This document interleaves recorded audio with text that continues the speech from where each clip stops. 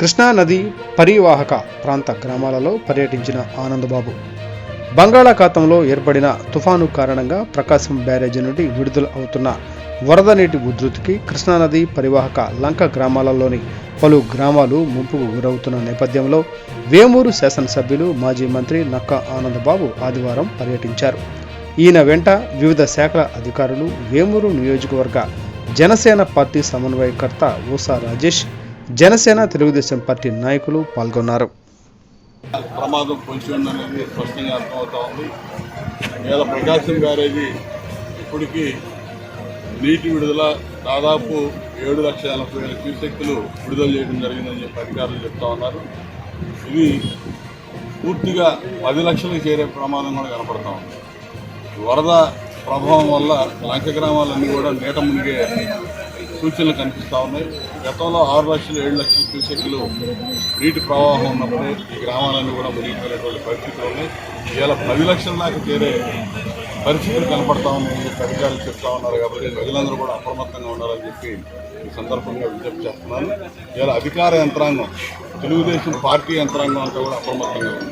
ప్రజలను కూడా అప్రమత్తంగా ఉండమని చెప్పి తెలియజేస్తా ఉన్నాను. ఇవాళ ప్రభుత్వం ఏర్పాటు చేసినటువంటి సహాయక శిబిరాలకి తరలి రమ్మని చెప్పి కోరుతా ఉన్నారు. ఎందుకంటే ఈ నీట మునిగితే వరద ప్రభావం వల్ల 4-5 రోజులు ఈ వరద నీటిలో చిక్కుకునే ప్రమాదం ఉంది. కాబట్టి ప్రజలందరూ కూడా అప్రమత్తంగా ఉండాల్సిన అవసరం ఉంది.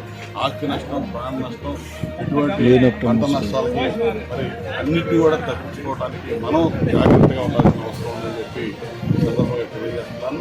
ఇవాళ ప్రభుత్వ యంత్రాంగం, తెలుగుదేశం పార్టీ, జనసేన పార్టీ, అదేవిధంగా ముఖ్యమంత్రి గారు ఎప్పటికప్పుడు సమీక్ష చేస్తా ఉన్నాడు. ప్రభుత్వ యంత్రాంగం, జిల్లాలో ఉన్నటువంటి బాపట్ల జిల్లాలో ఉన్నటువంటి అధికార యంత్రాంగం, కలెక్టర్ కానీ ఇతర అధికారులు కానీ వీరందరూ కూడా ఈ వరద సహాయక చర్యల మీద పూర్తిగా అప్రమత్తంగా ఉన్నారు. ప్రజలు కూడా సహకరించాలని సందర్భంగా తెలియజేస్తున్నారు.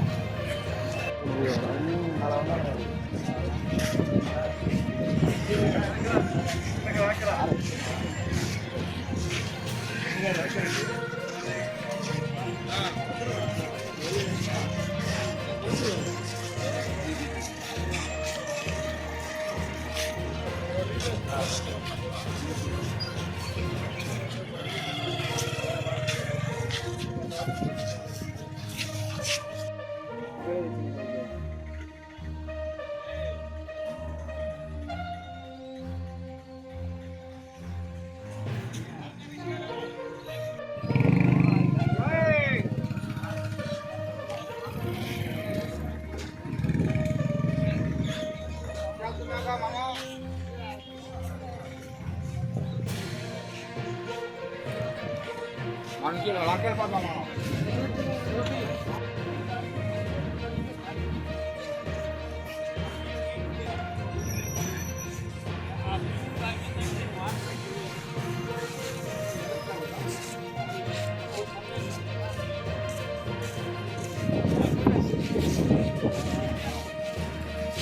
అగరనా అంత తప్పుంది బాగుంది.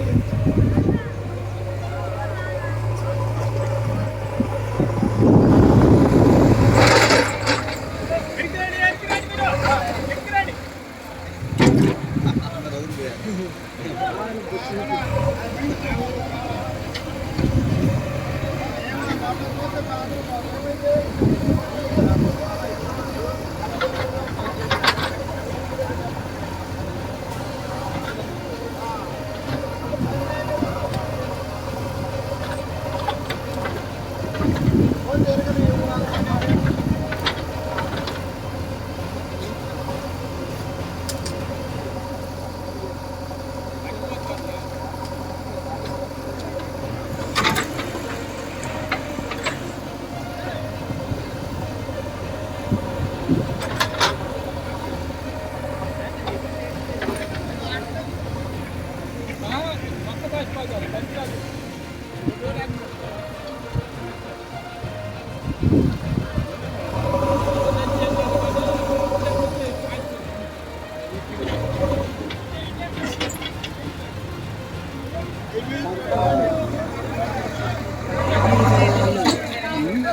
బీగుతుందండి